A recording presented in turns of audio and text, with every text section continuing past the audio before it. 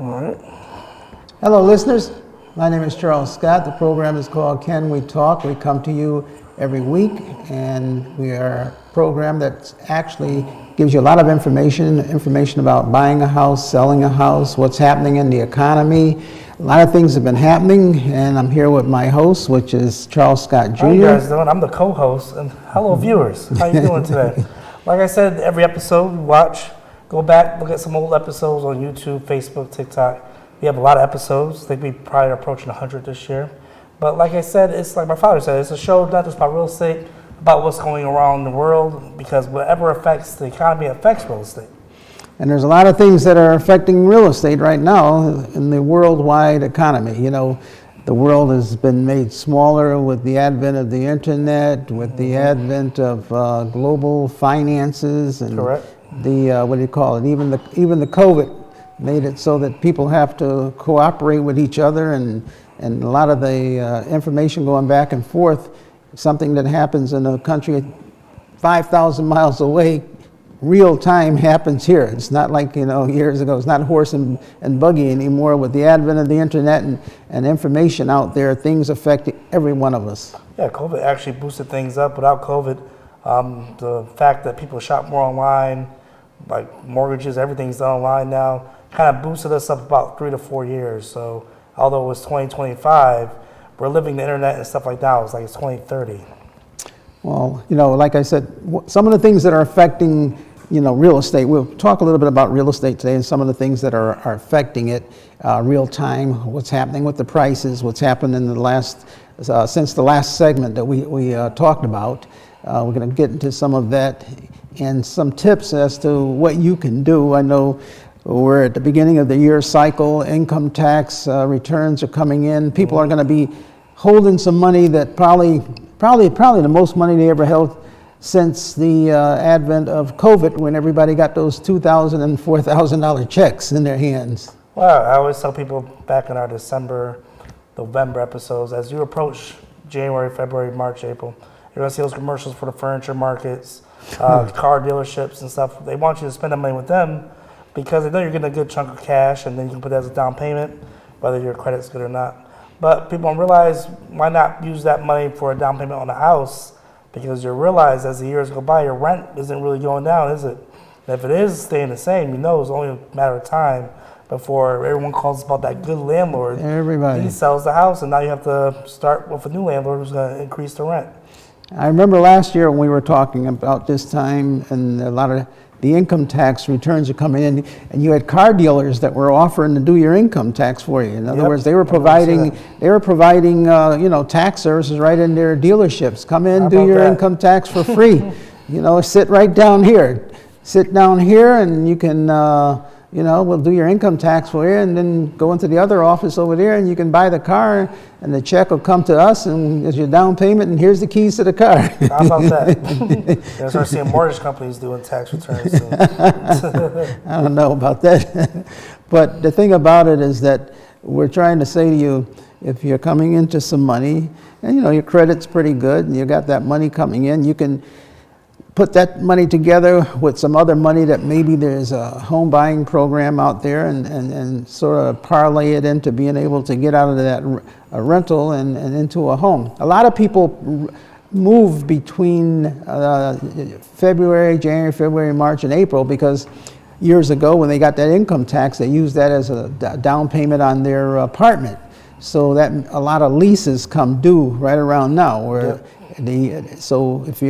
A lot of times people come to us and they say, well, I'm thinking I don't want to go back into a lease. My rent started out 5 years ago. It was $1,100. Now it's up to $2,500 a month. Yeah, I get those calls every day. And it makes sense because remember, these landlords are buying these houses at a higher price, which means their mortgage is going to be higher. Your landlord right now may be charging a lower rent because he's owned the building since 1991 and he has no mortgage maybe. But you realize the new landlord is going to have a mortgage to pay, and they usually want the rents to cover it.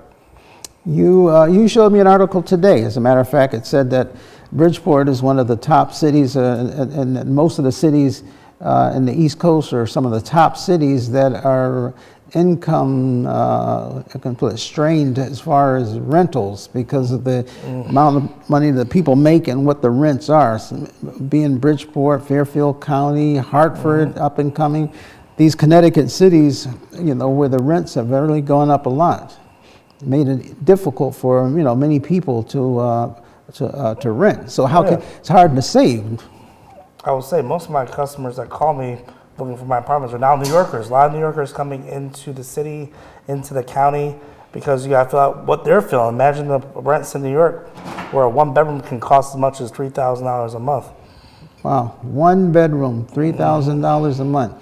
When you look at that real time, 3,000 times 12 months, that's $36,000 to rent a one bedroom apartment. That's like unheard of. It's like, you got to be kidding me. Well, that's what they say on the phone too. Then they come to Bridgeport and they say, Bridgeport, for $3,000, I can rent an entire house. You get the whole house. Or I can rent a half a duplex. Whereas the person who's living in that duplex right now is saying, I've been paying $1,200 since 2011. So they're going to be in for a rude awakening when the new owner comes in and increases the rent to $3,000. So what we're seeing is like a shift of movement of people actually from one city to the next.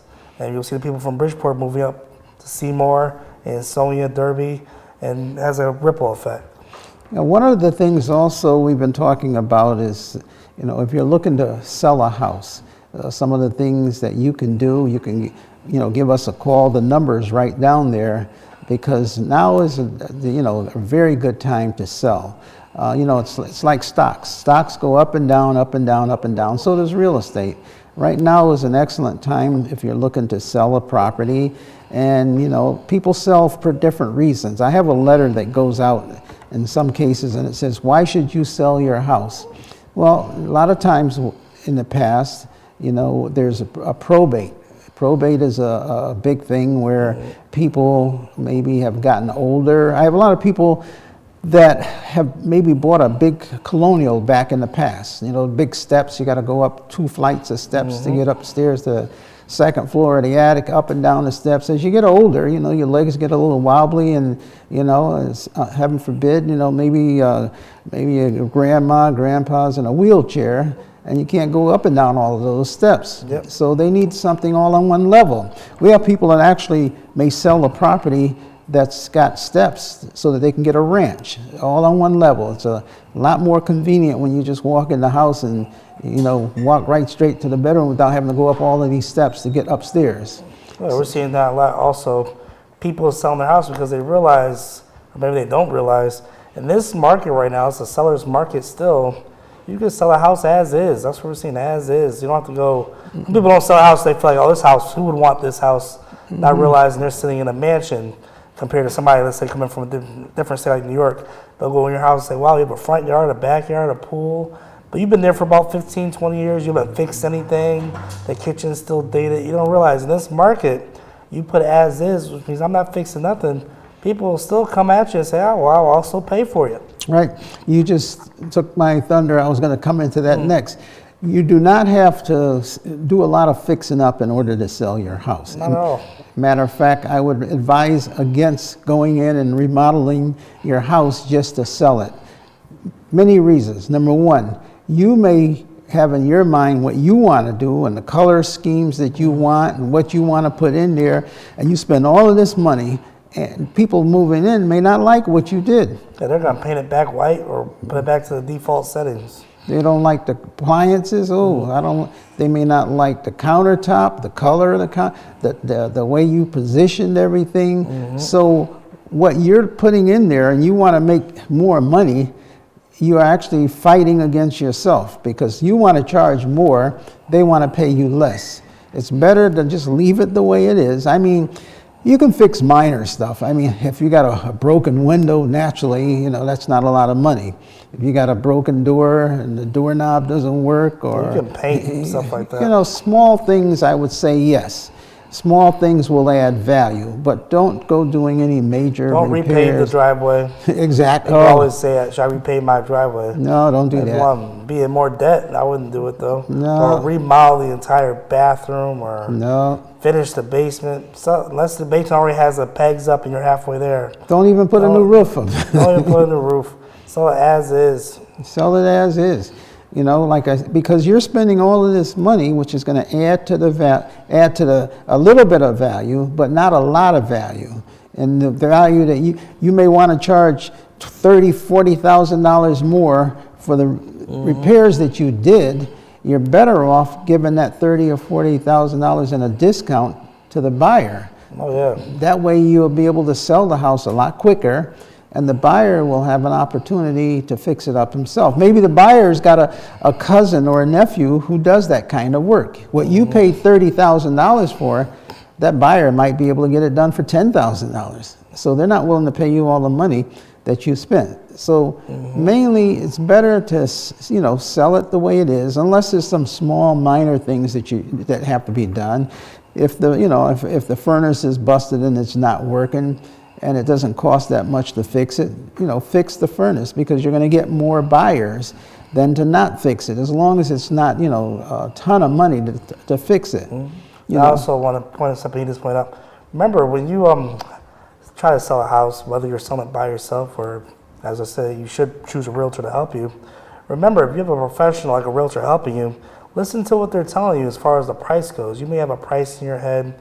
You may have the Zillow estimate looking at you in the face.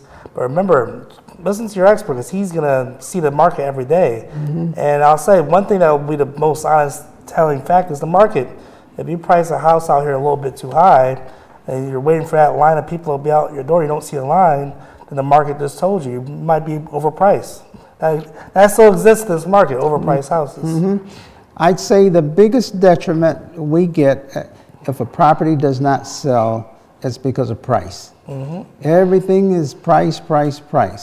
You know, and then the inverse of that is that every property will sell if it's priced at the right price. You know, it's like they say everybody's got a price. People say, "Oh, I'm not selling my house." But if you say, "Well, what would you sell it at?" then they come back with a price. Oh, they always got a price. So everybody has a price that they would sell it for. But again, you know, you got to be able to price your property right. What's better if you price it up in the sky and no one even bothers to even look at it? Because one of the biggest problems you can do, or the biggest things you can do, is price it to the point of where no one even gets to get inside to see it. You may say, "Oh, this is a beautiful house. Wait till they get in and they see this house. I did this, I did that. I've got all these improvements in here." But now if you price the house too high, they're not even going to come in. They're going to bypass that. Oh, yeah. The way real estate works is like, if you go into a real estate agent, he's going to ask you, "Well, what are you pre-approved for?"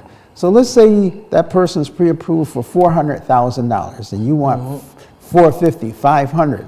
Well, they're not even going to look at your house because it's not within their price range. Maybe if they got in and they looked at it, then they'd figure out how to get the extra money. But they're not even going to look, because when they put the price range in the computer, that eliminates your property right away. Yeah, it won't even come up in the search results. I also want to mention that when your house is out there on the MLS, it's going to be on every single Zillow app, every single Redfin app, every single Realtor app. So everyone's going to be able to see your house. I mean, some people try to say, well, maybe the house wasn't marketed well enough. Remember, the price of your house is the market, as far as that's going to be your advertising, whether you have a good deal or a bad deal. I recommend my clients listen to the realtor, listen to me, and try to market it reasonably. And even like he said, maybe market it or put the price a little bit lower than what that market is showing, because then you'll get a lot of more people. It might be a bidding war that gets you back up to where you wanted to be in the first place. I mean, speaking of that, I haven't watched them lately, but they had the the rehabbers on TV, and they would go buy houses in Florida and all over the country, and they would make them really, really look nice, and they would purposely price them low. And they know that what's going to happen is that when all the people come running, the bidding wars would start, and they would actually sell for more because everybody would see it and say, "Oh, this property here is really beautiful. I don't know why I'm going to offer more, because I know the guy next to me, he's going to offer probably less than me." So they still end up selling the property for more money because people buying it know the value. Everything has value, and the value is going to be determined by what somebody's willing to pay for your house. Now, what I think is some people are scared. They don't realize when you put a house on the market, it's still your house. I mean, people think when they put their house on the market, they have to sell it. Like, you can be presented 10 offers. You can say no to all of them as long as you find a reason to. It's like they can come in asking, below asking. You're not being twisted. Your arm isn't being twisted, so you have to sell your house. Now, if you sign a contract, that's different. Now you're under contract saying that you want to sell the house. But yeah, some people put their house on the market, test the waters. Remember, if you don't like any of these offers, we can easily take it off the market. Exactly. So, one of the things, a good telltale sign is that sometimes when you see properties that are on the market and they're for sale, and whenever a real estate agent sells a property, if that real estate agent is one of the owners of the property, they have to give that out in disclosure. They have to put in the listing that this property is being sold by an agent owner. We can't sell a property and say, oh, we've got to go talk to the owner, and you are the owner. It has to be disclosed. But if you look at listings on the multiple listing or properties that are for sale, most of the realtors have the lowest prices on their properties that are selling their properties because they know, I want to sell the property, and I'm going to make it available, and I'm going to make it worthwhile for the buyer to buy it. So they will actually sell their house, and this is a real estate agent, will sell his house for less money than most of the people in the general public. You would think it would be the other way around, but the real estate agent realizes this is the value, this is what it's worth, and this is what I'm selling it for. Oh, yeah, we see that a lot. That is a law. If a real estate agent is affiliated with the owner, owns a piece of the house, he must disclose that. That's a good thing you just said there. People don't realize that. Yeah, so the real estate agent is going to sell the property for what the market property value is. Here's another thing. Look at the other side of that. One of the worst things you could do is price your property so high no one looks at it, number one, and now it stays on the market for a long time. So what will happen is that people always come to me and they say, well, how much are they asking for that property? How long has it been on the market? They feel as though, well, the longer it's been on the market, the more something must be wrong with it. Something must be wrong with it, or they'll take less money, which is actually true. Oh yeah, maybe the price was too high, and when people see the price reduction, and then they go back in the house and say, oh, maybe we can get them to reduce it even more. So it's better to come out just with the right price from the get-go. And once you start showing weakness and start cutting the price, people may start undercutting you. Yeah, like what you said, the main point. Listen to the real estate agent, listen to the professional, because the real estate agent, number one, he's got a motive to sell the property. He wants the property to sell. He doesn't want the property to just sit there. And because unfortunately, here's what the real estate agent is up against. You may list the property, and let's say you've got that listing for, let's say, 6 months. And you're trying to convince your seller that the property is overpriced. So, sometimes that's kind of hard to say to someone, well, you're charging too much money. So you figure, well, maybe the seller will realize after a while that no one wants to buy the property, and so it sits there and it sits there and it sits there, and you're trying to get them to go down, let's say, $25,000. So then the listing after 6 months doesn't sell. Then the seller says, well, I'm going to get another real estate agent to sell my property, but I'm going to list it this time for $25,000 less. Yeah, so now the new agent comes in, sells the property, but if you had listened to the first agent, you would have sold the property also, because now what you've done is you've changed the terms. So and you would have sold it and made more money, even if you're selling it for the same price. Now, how does that work? Because those 6 months that the property did not sell, you still got to pay the taxes, the insurance, and the maintenance. So, wait, you mean if I'm selling a condo and I'm selling the condo and it's empty, I got to still pay the HOA fees? That's right. Oh, some people don't know that. They don't know that. While you're waiting to sell the property, you're still paying out all that money. So if you're paying out $2,000 a month while you're waiting to sell the property, 6 months later, you just paid out $12,000. So if you got an extra 12 because you waited, and you paid 12 because you had to wait, you're right back where you started from. Exactly. People don't realize that you have to maintain the house while we're still trying to sell it for you. I mean, this winter, keep the heat on so the pipes don't burst. I mean, keep the grass cut. It's still maintenance. So think about it, the quicker you sell it, the quicker you can get rid of those fees, all those extra bills you got there. Also, look at it this way. The quicker you sell it, the quicker the money's in your pocket. Now you could take that money and maybe put into another property before that property goes up in value. So it works two, three, four ways in your benefit. Main thing that we're emphasizing here is that whenever you're selling a property, make sure you price it right. Price it to sell. Don't price it just because you feel as though you're going to hold out and get more, which you may, but in the end result, you had to pay out more too. What it is, a lot of people, I mean, it's their house. People got emotional connections to their house. They've been there for their whole life, or maybe it was grandma's house, they inherited it.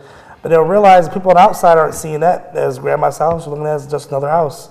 And they're looking at it compared to other houses. They're going to say, from the outside looking in, why should I pay you this much when you don't even have the heated bathroom floor this house has, or all the features, the underground, swimming pool, stuff like that. When you try to overprice a house, it's going to reflect on what you attract. Mm-hmm. So one way in which you can, make it easier on yourself is you can call us for what they call a market analysis. Yes. That's where we will come out, look at the house, and give you some suggestions as to what you can do to maximize the amount of money you're going to get back. Tell them the caveat, though. If we don't listen to us, the professional, we'll listen to the biggest professional, the bank. They're going to send an appraiser out there. Right. And he's going to really tell you what it's worth. And that might really hurt. Appraiser hurts some people's feelings out there. That's the end result. Yes. Even if someone is willing to pay you all that money that you want, remember, the bank is still going to send an appraiser out before they give that person the money to buy your house. Now, the appraiser, let's say, give you a good example. You got a house, it's really worth, let's say, $400,000. You want to sell it, someone's willing to give you $450,000. So you're all excited. Oh, I'm getting $450,000 for the house. So now they go to the bank, they say, oh, I'm buying this house, it's $450,000. The bank always sends the appraiser out to look at it. So the appraiser comes out and he says, okay, the house down the street sold for $375. This one here sold for $425, but that one's got 2-car garage and finished lower level. Your house doesn't have that. The house up the street, well, that one sold for $390. This one over here, which is almost exactly like your house, sold for $400. So now the appraiser is going to put all of that together. Now the appraiser is going to go back to the buyer's bank and say, this house is worth $400,000. How about that? And you're going to say, oh, but I want $450. So now the buyer's bank is saying it's worth $400,000. So now you have a choice. Either you say, okay, I'll sell it for $400,000, or you put it back on the market. Or number 3, you go back to your buyers and say, hey, we have what we call an appraisal gap here, a gap of $50,000. Would you be filling that gap with cash out of your pocket? And then usually what happens is the buyer is going to say, why would I pay $450,000 when the bank is only telling me it's only worth $400,000? Exactly. If I go to sell it, I'm automatically losing money. Exactly. So now, and if you say, well, forget them, I'm going to put it back on the market and I'm going to sell it to the next guy for more money. Well, what happens is that in some cases, the mortgage companies, they all get together and they have an idea of what it appraised for the last time. Well, what I also was going to say, if it was an FHA appraisal, it's going to stick with the house for 3 months. That's right. And if you have another FHA offer, they're going to have that appraisal to look at, and they're going to judge their house by that appraisal. Exactly. People don't realize that. So you can get another mortgage company, but depending upon the type of mortgage that the new buyer gets, the new buyer's bank can look and see what the last bank said the house was worth. So you're stuck with that old value on the property. Exactly. So you got to be really careful because you want to, all this boils down to one thing again, price the house right so that the house will sell. And if you go way too far, it's not good. Even if you get an offer and get someone wanting to buy the house, that does not mean that you're going to be able to close the deal. Exactly. Because the bank may not give the people the money, and the appraisal may not come at that higher value. So now, I was also mentioning, like you said, some people will say, well, my neighbor's house sold for this much, or down the street sold for this. How come mine wouldn't appraise? And you got to really look at the comparables. People, they look at the wrong things that they think adds value to a house. Like they may say, I have a jacuzzi tub. Well, this house has a whole attached garage. That's a lot more value than your jacuzzi tub. Or it has a back deck versus you have a front porch. You gotta really look at what people are looking for in a house to make it worth the value. The other house may have more square footage. Might be on a corner lot. Might have a finished lower level. The basement made downstairs. Well, how about this one? Did you know your house is in the flood zone? They'll say, well, I have a sump pump. Well, remember, when people are going to be buying your house, they're going to need extra insurance in order to qualify for your house. So at that point, you've already taken a level of buyers that can't afford your house because of the flood insurance. You just hit a good point right there. You could look at, for example, the guy who sold the other house for more money, his house may be up the street from your house, but the house may be a little higher on the level. No flood zone. You're down at the bottom of the hill. Your house needs flood insurance. When you go, when the insurance company looks, well, that's going to cost you another $4,000 a year in insurance, and you're going to say, well, my house is better than the house up there, but the person buying your house has to buy that flood insurance. Yes. So now that makes your house sell for less money. There's a lot of reasons why one house sells for more money than the other house. You know, your house may be brick, the other one may be made out of what do you call it, wood. Some You know, might have electric heat versus oh yeah, central there's air. another one. We recently came across a house with electric heat. Your house has electric heat, so therefore the other house has gas heat. Maybe it's going to cost $200 a month to heat the other house, and it's going to cost $800 a month to heat your house. And how about the biggest thing? I've seen a house recently in Stratford, they even admitted to it. The house has an underground oil tank. And they said it's still in use. We need to talk about that one. That's another thing. We'll have to have a whole segment on what happens when you have underground oil tanks in the ground when you're trying to sell a house. So that itself. So again, what we're saying is that we're here to help you sell that house. Yes. Before you put the house on the market, or if you're interested in putting the house on the market, give us a call. We will come out. Right there. There's our number right there. We can give you some advice to put more money in your pocket, and on the other side, keep you from spending more money to sell it. The main thing is to put more money in your pocket and also make it more attractive to the buyer. Very true. So again, maybe you want to close us out. Thanks for tuning in. Like I said, don't just tune in. Go online. We're on demand. Catch up on some episodes, and we'll see you next week. Until next week, God bless. Amen.